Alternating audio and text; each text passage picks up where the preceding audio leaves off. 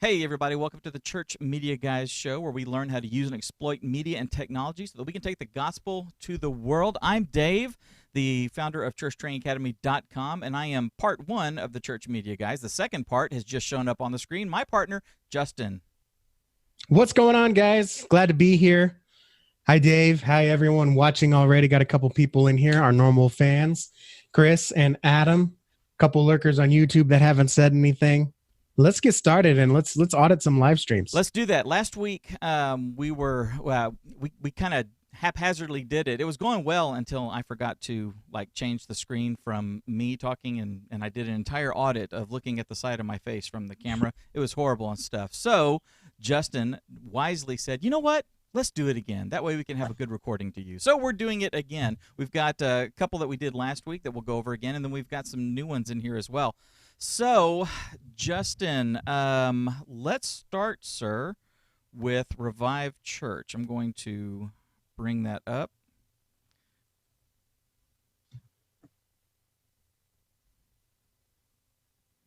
There we go. Revive Church is coming up. And these guys want to do two-factor authentication all of a sudden for me to use Facebook.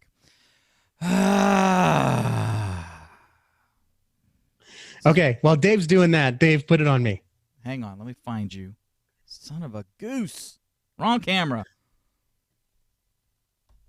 Go. Okay, guys, what's up? My name's Justin. Let me tell you what I've done with my live stream. While Dave's getting his stuff set up, I'm going to let you know what we've done. First, we were using Wirecast version 3 years ago. Okay. Facebook did something with their algorithm and it no longer works with that older version of Wirecast. The church didn't want to pay for the new one. Right now we're using my personal eCam setup here. And then what I did was I came in on Thursday before Sunday, logged in, got my eCam stuff, did a test run, and then we ran with it on Sunday. We trained the volunteers and then we continued to run with it. Number two, right now we don't have any output from our presentation computer that runs the slides and all that stuff. So what I do is, again, on Thursday, I come in, I copy the videos that we're going to play, anything going on in the sermon, anything going on anywhere else, and I'm going to put it into eCam, our streaming software. And basically on Sunday morning, when a video plays, instead of panning the camera over to the screen and having some kind of weird view within a view, window inside of a window, basically when they hit play on the presentation computer, I hit play on the live streaming computer. And so the videos come up at the same time. But of course, when you're live streaming, you just see the video big, nice, beautiful, and with good audio. So basically what I'm getting at here is what you want to do anytime you try something new. You want to give it a test beforehand. Make sure your videos work. Make sure the software works. Make sure the camera looks good. Even though everything should work, anytime you're doing something new, you want to come in early. And when I say early, I don't mean 8 o'clock on a Sunday instead of 9 o'clock. I'm talking about in the middle of the week. Use your lunch break. Come in early, and you want to get that set up. Another good example, we set up new Pro Presenter software on our computer and new projectors, and we now have the ability to do a stage display. Didn't set that up on Sunday. I set it up yesterday. We ran all kinds of tests and we stress tested it and everything. So we know when we come in Sunday morning, it is going to work. So just a quick lesson for you right now. Anytime you try something new, even though you know it should work, right? That's our favorite word in media and technology. It should work. You want to test it and make sure. That could not have been more passive-aggressive. It was on my mind. That's good. No, and I want to reiterate that. See, I'm doing this in a different browser. I'm using a Firefox window because that's what so we have our show notes in and all this. So I'm just clicking the links and bringing them up in here. And apparently it's been like a minute and a half, maybe 2 or 3 minutes since I actually logged into Facebook on Firefox. So Facebook security says, oh, got to do another two-factor authentication. Here's a code. Yeah, so anyway, we can actually do it now. So let's try it. Yes. Here we go. This is Revive, and let me play it. And so I can see that it's an hour and a half, which is about typical. And let's see, they've got this banner up for about 6, 7, 8, 9, 8 minutes or so, and then we're going to revive. There we are. How's everybody doing today? Awesome. Let's all stand and worship Jesus together. Come on. Let's get those hands going. All right, that's good. When I'm in a fight, not physical. I'm in a war. Not with this one. Okay, right off the bat, I'm going to pause here for a second. Right off the bat, I can tell that the music is actually mixed kind of good in here. I can't tell though if they're actually mixing separate or if they are just taking the feed from the mixing board. They're doing a multi-camera shoot, so when they stayed on that camera for quite a while, actually, it looks like, for about 4 minutes before they kicked over to something else.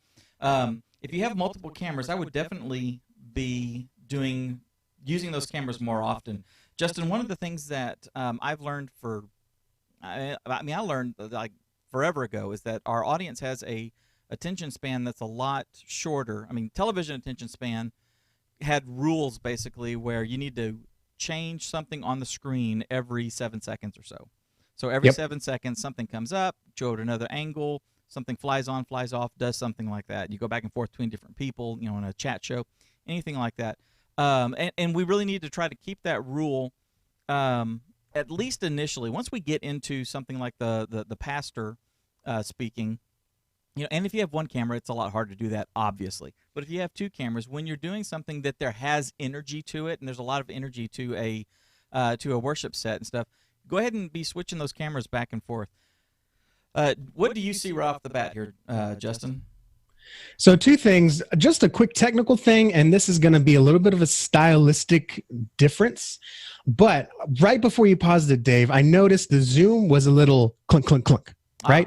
Because it was a little far out, and the operator said, I want it to be closer. So I saw clunk, clunk, clunk, right?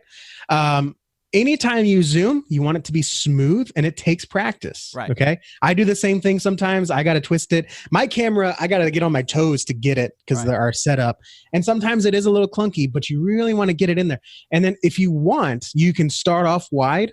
And then if you don't want to change cameras too quickly, I would say go ahead and zoom in, maybe pan across the band, maybe start where you can see the whole church and then go into the band. But anytime you zoom, it's got to be smooth. Yeah, it really does. Because that just takes you out of the moment. Yeah, it does. You can do fast zooms in certain circumstances. Doing a live event like this is not that. Now, if you had a guy walking around on the stage with a camera on his shoulder and you were cutting to him, then that adds a different type of energy to it. Right. And so, yes, you can zoom up real close and zoom out real fast. You can do that in a fast-paced song and all that. Right. The last thing I'm going to say, and then we got to move on because we'd love to sit here and do full audits of everything that could be improved. But that's that's one of the things you get when you join CTA Insiders. And B, we just got a few to get through.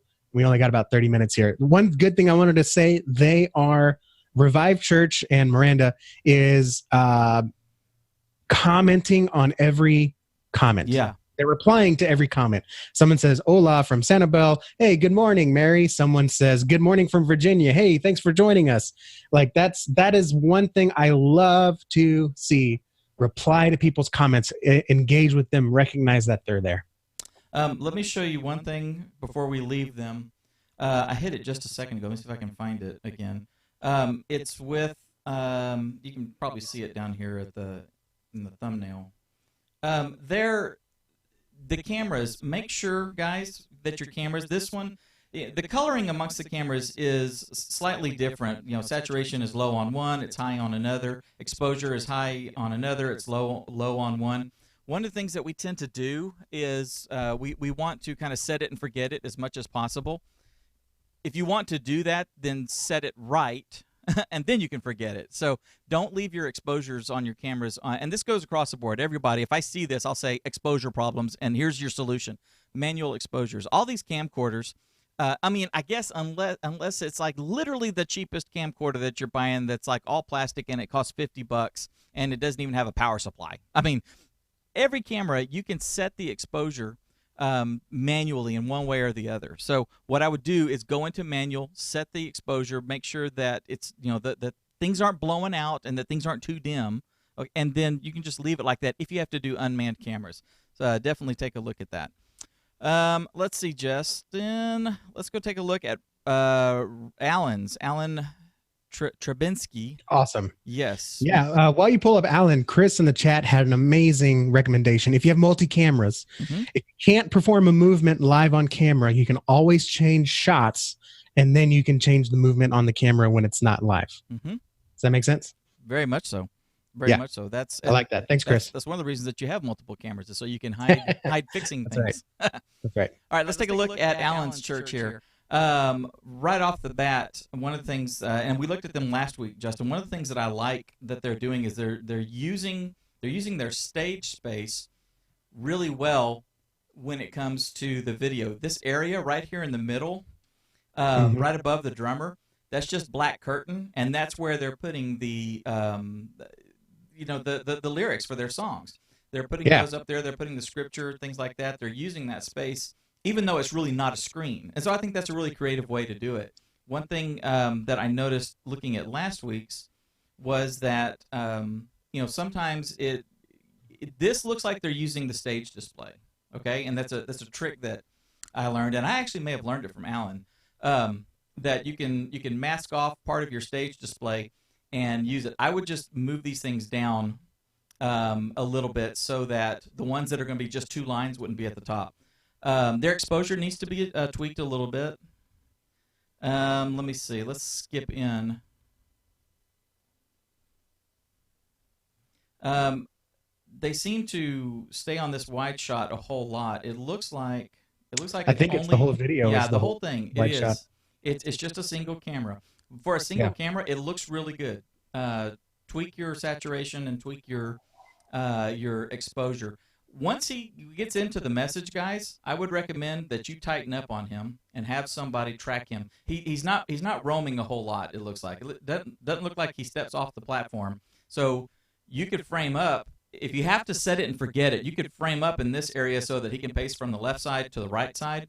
But otherwise, get somebody on it and get a medium shot from, about his belt line up, and then just track him back and forth. That is going to present a much, much better looking image, much better looking experience for the people that are watching. And you got to remember, some people are going to watch this on, YouTube TV on their, 60-inch plasma or whatever. Some of them are going to do it on their desktop or their laptop computer sitting in their lap. A lot of people are going to have a tablet or their phone, and they're going to be doing it. So what they're going to be looking at when they look at this is they're going to be looking at this really nice-looking, fantastic, beautiful stage, and they're going to see this little bitty thing down there that moves, and it just looks like some gunky pixels that kind of move back and forth, and that's it. So let's get in there so that they can focus on him. When you're sitting in that room, even though he's far away, you're focused on him, and your brain does all this stuff so that you're really seeing him and not all the stuff around him, even though he's a far bit away. Let's help that when we're doing it this way over our live stream. What about you? Yeah, I think for what it is, I'm assuming they don't have an operator. I think this is fantastic. And let's take this opportunity to speak to the music pastor, because this is a problem we have in our church. We have such a large stage and the band is so spread out.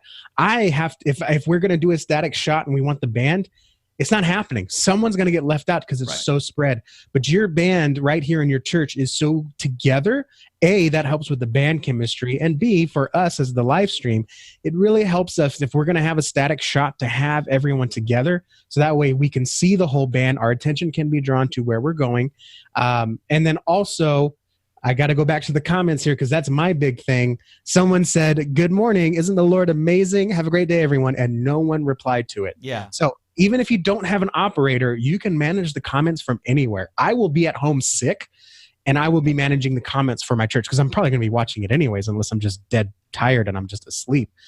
So definitely have someone monitoring that. Doesn't even have to be someone behind the camera. Just say, "Hey, Evelyn, can you have the chat open while we're streaming," and just reply and love on people. That's exactly. That's a good they thing. can do it right there in there. That's my two things. Yeah, no, they can. That's the engagement part, and that's very important. Yesterday, I did a consult at a church in Plano yesterday, and one of the things I told them is that when you're live streaming, and this is something you and I talk about a lot, is that when you're live streaming, you need to be thinking about what you are doing from an objective standpoint. And from an objective standpoint, this is not a ministry. This is a live event that you are broadcasting on television. Okay? You have to be thinking like that. So you have to be thinking in terms of the viewer that's looking at it. You've got one camera. You've got people spread out across the stage. And while we're sitting there, that's a great setup and all that. But looking at this on my phone, I'm squinting. I can't even see who's doing the singing or anything. So you should have one person back there zooming in, and let's either, you know, make a routine where we kind of go across every now and then we come back to the main people, or understand that you're not going to be able to get everybody all the time, and we can try to make people feel good by I was on and I can see me, or we can put that away because that's not a consideration when you're doing a television show. It's getting the action that the viewer is going to get the most from, in which case we should zoom up on the guy with the guitar who's playing and the girl who's doing the singing, and in this case we get the drummer behind them. So that's a tighter shot, and that's a better viewing experience for the person that's viewing it when you are in a position like this where you've only got the one camera. Yeah. All right. Let's go to Rex Meyer. I love that name, Rex Meyer. Hi, I'm Rex Meyer. Let's see. I remember this one.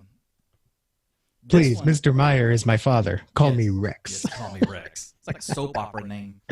One of the things that I noticed about these guys last week when I first looked at them was that they're nailing it for such a small church. I was so proud of them.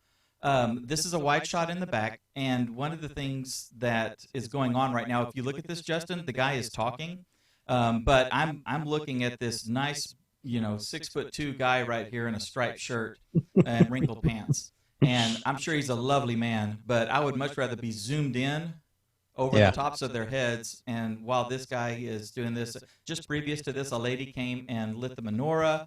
And, they were doing a prayer and all this. So that's the action that's going on. And these guys have multiple cameras. So that's the action that's going on. Let's catch that. Look at this. They put in the bottom right-hand corner, they put in their prayers or the songs that they're doing. I think that's really cool, too. Here we go. See, here's one of our alternate views. Go ahead. Yeah, I'm very impressed with how much is going on. I mean, it's, you look at a church, whatever, is this a temple, synagogue? This is a messianic what do you call this? Okay.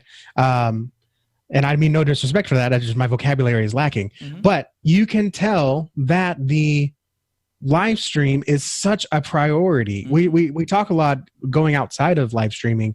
When you go into church and people see a leaky faucet, paper towels are missing, there's stains on the wall, no one's there to greet them, the chairs are creaky and torn, it really shows that, hey, maybe we're glad you're here, but we didn't really expect you. We weren't really planning for you. We weren't really thoughtful of what your experience was going to be like. But we can do the same thing on the live stream. And let me tell you, when I see this live stream, I feel like I have been prepared for.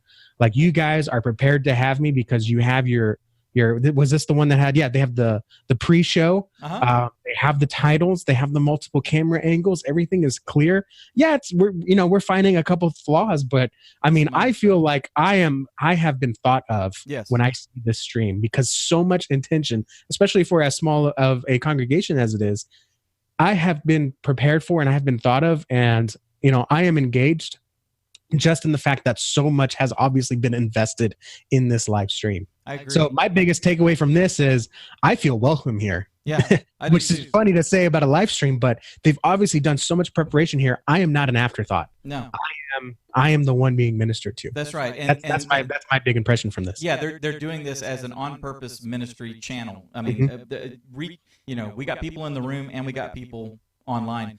Guys, just tweak your camera angles here. There's a static camera on either side. Right now, in the center of the screen is a stand and a guy with a trombone. But this is the guy who's singing. And so, I mean, I would just sort of reposition these a little bit so that we can catch what's going on. I love the dancing. They had this, just I don't know if you saw this. They have a camera that's catching the dancing. that's happening in the middle of the stage. Again, the drummer's really not interesting in that shot. The people dancing are. So let's reposition the camera so that we're covering the dance area. You guys are nailing it, though. This is so good, guys. This is so good. Mm-hmm. Mm-hmm. Let's see. Rodney Harding's. This is Grand Lake Church. And here we go. It's coming up. All right. This is their traditional worship service. No broadcast found. Oh, this went straight to the live player. All right, here we go. Yeah, I think you have to pick. I picked one. Yeah, pick one. Yeah. I'm just gonna mute that so that we can talk over it. So we have a wide shot here of the auditorium. That is a great establishing shot. We should not be on it for much longer than here's where we are. There we go. Now, did they zoom in on that? I can't tell if this is just a one camera or a two. That's a tighter shot. Okay, it looks like it is a single camera, and they are zooming it. And it looks like it actually may be a pan-tilt zoom camera. Yeah, it is. Okay, so they're doing good here. At this point, by the time this guy is talking, the pastor is talking, I would be on him and would stay on him until he's done, or until we need to move to the next segment. But it's a good shot. The color needs a little bit of tweaking. That's very minor and very subjective. They're putting the scripture. They're doing an over the shoulder picture in picture kind of thing. They're doing really good. What are your thoughts? Yeah. I guess I don't have any. I think they're doing really well. I like the over the shoulder. Mm-hmm. I like how much of the church they show. I don't have any audio, so I can't really listen to the audio, but how well it's mixed. They didn't leave. They were free, but they were still there, and they didn't even leave. They stayed. All right, I'm gonna jump back. They didn't have to leave because they were. Quick, I hear a ton of organ. Yeah, it could be getting the live mix, which sounds good in the room, but then doesn't sound good. Yeah. So I'd probably spend some time on that. But that's the only constructed thing I have. I think maybe a little bit more saturation. Does it look a little washed to you? It looks a little washed. I would tweak that a little bit. But I don't have much more. No, they're doing. I know this is the contemporary traditionalist worship. We won't get to the contemporary here, but I'd be very interested to see what the contemporary looks like. Yeah, they are doing really good. I would, as soon as you can, guys, I would go ahead and grab another camera so that you can. Yeah. So that you don't have to rely on a zoom to get from one point to the other. It'll make for a much better experience for the person who is watching this, both the recording and the live. So Jose Vasquez. Let's go see what they're doing. Okay, this is Church at the Bridge. There we go, 5-minute countdown with some music. Okay, here's a thought about the 5-minute countdown that I want to say. I would make the countdown and a live image of what's going on together. I would put this countdown. I would not have this pretty background. That's great for in the hallway for people to see, and maybe on the screens inside the auditorium. But for the live stream, it doesn't do anything for us. So what I would do is I would have a transparent background and have the great looking font here, but I would have it over maybe a wide shot of the auditorium. Or the entry or something. If you're using pan-tilt zoom cameras, you can move them around to other things. Something that may be interesting. People coming in, people hugging, doing things like that. And you can even dim that, and it's just more visual interest for them to look at than just staring at a countdown for 5 minutes. Let's jump through. They're in a dark room. Let's see. All right, let's see how the music sounds. Amen. Thank you, Lord. Oh, praise you, Lord. Looks like they're using eCam. Is that what they're using? That's what it looks like. They're lower thirds. When you get later in the video, looks like eCam lower thirds. Okay. If that influences what you think. I think a little tweaking on the sound. I don't know if they're mixing this separate or not. And it looks like it's a single camera shoot. So they're doing pretty good. They're still sleeping from and Pastor was like, "Oh yeah." I was like, "Oh, honey, okay, we let's did." See. Are we These were people who by now came from a history of we should be worship. in a medium shot. These were people that at one when time he's standing prior at to the, being under the at the rule. podium there, when you got the table, basically where his coffee cup is should maybe be the bottom of your image, so that we can actually see him full screen. Right now, if we zoom this out, if we were to zoom it out for like your you're on your phone or something, we'd be looking at something that's really uncomfortable to look at, basically. What are your thoughts? Yeah, I think this is a solid foundation to build upon. Absolutely. I'm not, from where the camera is, it looks like it's like almost mounted like a security camera. Yeah, halfway down the aisle, maybe. It's almost like in the middle of the church. Mm-hmm. So I'm not sure what you can do there other than get a controllable pan tilt zoom camera. I'm interested to know what kind of camera they're using. Yeah, I would too. My one big, I'm going to go to the comments again. I'm going to be that broken record. They got some really good comments, and it looks like they're replying to comments. However, in Facebook, there's a very specific way to reply to comments, so it keeps it what we call in line. Mm-hmm. So you see the person's comment, and then you see their reply. Right now, all their stuff is just sitting at the bottom, because it looks like they just type it as a regular post, and you don't get that context. Like there's just a post from the church that says, "He's talking about you." And I'm like, what? Right. So, and I think it's because they're using Ecamm. You have the luxury of Ecamm pulling in the comments into the software, and then you can see them and reply to them, but it doesn't put it in line. Whenever you're doing Facebook comments, it's an extra step. Do it in Facebook so you can get that context of what people are saying and then how you're replying to them. Otherwise, it just kind of throws all your comments there like you see on the screen. Yeah. But they've got a solid foundation. Yeah, solid foundation. Maybe another camera that you can work in Ecamm. I prefer the logo at the bottom is good.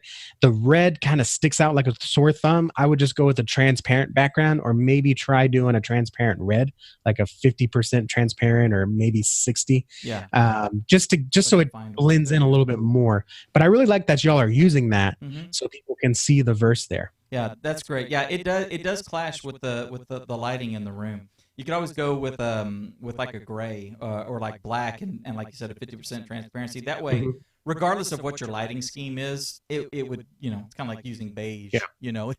It goes with everything. Yeah, and I love they're saying good morning, welcome. If you want to give, here's the website. You can click to give. If it's your first time here, at the end they're saying thank you for joining. Happy Mother's Day. We hope to see you again next week. That's what I want to see in the comments, stuff like that, engagement. And they got a lot of comments because of it. Yeah. And 6 shares, that's great. For a church, I'm assuming this size, people care about it. Yeah. It's really. That's good. Yeah, you guys are doing a good job. Let's take a look at, let me get rid of that. This will be my last one. Maybe you can hit the last one. So here we go. So here is Fountain Springs Church, and they're starting off with an intro. There ain't no grave can hold my I've got the volume down. This is really cool. Then they move into a live version of that song.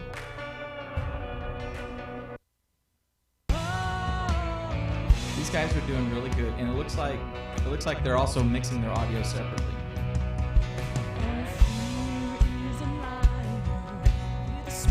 They've got a good production here, guys. You guys are doing a good job. You got enough cameras. You're getting close-ups. The lighting in there is fantastic. This looks really good. Really good. Let's see how the preaching looks.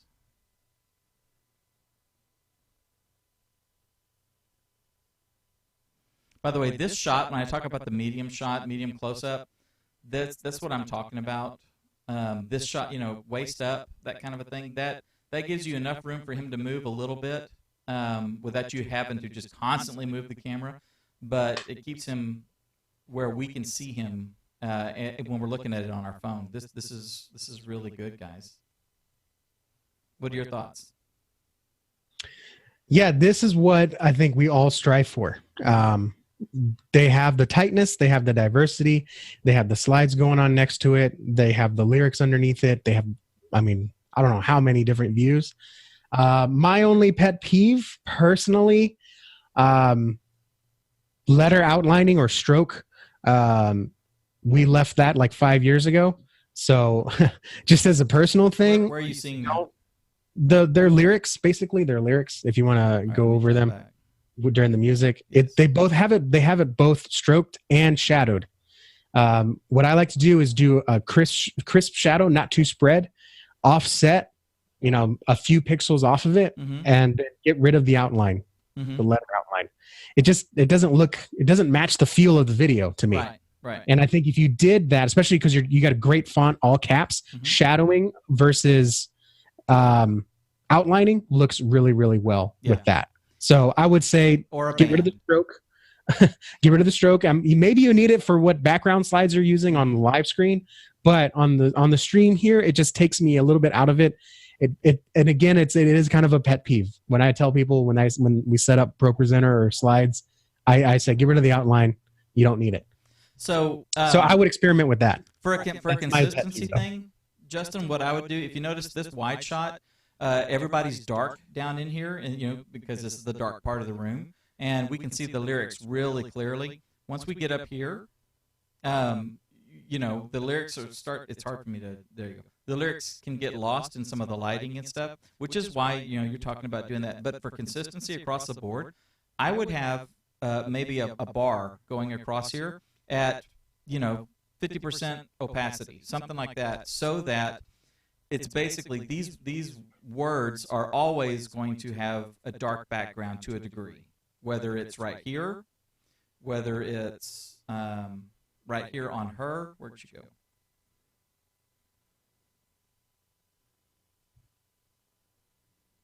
I seem to have lost that file. There we go. So with that dark background right here, with just a bar across the bottom, the semi-transparent, it would be more consistent across here for the person who is reading and singing along at home while they're watching this.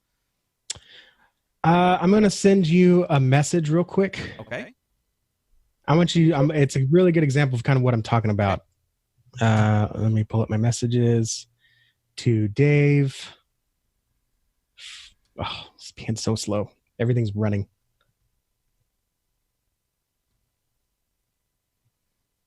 Okay, see if you can pull this picture up. Where'd you go? Just because this is a good learning now. Sure. Now, of course, it's you. Fountain Springs Church. You can take this or leave it, but I want people to see what I'm talking about. There's no letter outlining here, stroke, and you can see it on the website behind you as well. Easter website, no stroke, just that tight shadow, that tight, crisp shadow. That'll look good on your stream. You may want to bring the shadow out just a little bit more, and that looks a lot better, I think. It's a lot cleaner. It's a lot more modern, so that matches your stream a little bit more. You see what I'm saying? Do you feel me, Dave? Is it just me? No, it's just you. It's just I love that's the shadowing style that I like. No, that's good. I like to use that too. That's something that Justin and I use on our thumbnails, as you saw right there. Doesn't he look contemplative or constipated? One or the other. Not sure, but that's the look. That's a good one. All right. Let's see. Tell you what, we'll continue these in the after show, or I'll continue these in the after show. Justin, why? What is one of the biggest benefits of being a CTA insider, being a member of Church Training Academy? Hint, hint, hint. It depends on who you ask. So, one of the biggest benefits, I think, is you get audits from yourself and myself. Now I handle the web stuff, but you handle the video stuff. So basically, when you come on, you get a form sent to you that says, hey, give us your video. What video do you want audited? Could be a creative video, could be your live stream. It's going to get sent to Dave, and he's going to do a deep dive into not only kind of what we talked about now, because we're only spending about 5 minutes per stream right now, but he's actually going to spend probably closer to 20 or 30 minutes going into the specific details of your stream. So if you've ever like really like wanted like, oh man, like I just need to know more. Like I feel like I'm missing something. I need a second opinion. Maybe I've said I need multi-cameras, but the pastor's not listening to me. You will get a recording from Dave auditing your stream saying, this is not only what I would do, but this is how I will do it, or I would do it, right? So you can pay Dave thousands of dollars to come out and tell you in person, or you can join Church Training Academy. He's going to give you pretty much the same audit of your live stream video. And then you also get one of me about your web presence. So you attack it from that angle too. Right. And then as you make improvements, like Ramon right now watching live said he's on a ladder installing surveillance cameras. This is a project we're working on with him. Yeah. Getting surveillance cameras set up to run his live stream. And of course, there's a lot of networking stuff. There's a lot of steps to that project. Every couple weeks we meet and we're going to check in with Ramon. I'm like, hey, I had this issue with IP. All right, let's fix the networking. Okay, now here's what the cameras look like. All right, now here's what we would do to fix that. In the middle of the week, you can check in with us on the Facebook group. It depends on who you ask. What's the biggest benefit of being at Church Training Academy? It depends on where you are right now. Right, exactly. And that's all you get. That's you get all that plus our courses and everything. Yeah, exactly. The group coaching, I'm constantly being told by our members that the group coaching is, and yesterday when I was talking with a church up in Plano, I said, hey, you guys can pay me hundreds of dollars to come out here and coach you and do stuff like that, or you can each just join Church Training Academy and join us every other Thursday night, and we can go over stuff. The stuff that I would be coming out here to fix, we could do a screen share. And if it takes us half an hour, it doesn't matter. But everybody gets the opportunity to be on a hot seat, and then we all tackle the problem. And I'll tell you, I've learned a lot from our group, wouldn't you say? Yeah, for sure. I didn't even know you could use surveillance cameras for security cameras exactly. for but like live Tommy, streaming. But they do really well. Yeah, one of our original insiders, Tommy, kind of pioneered that concept amongst us.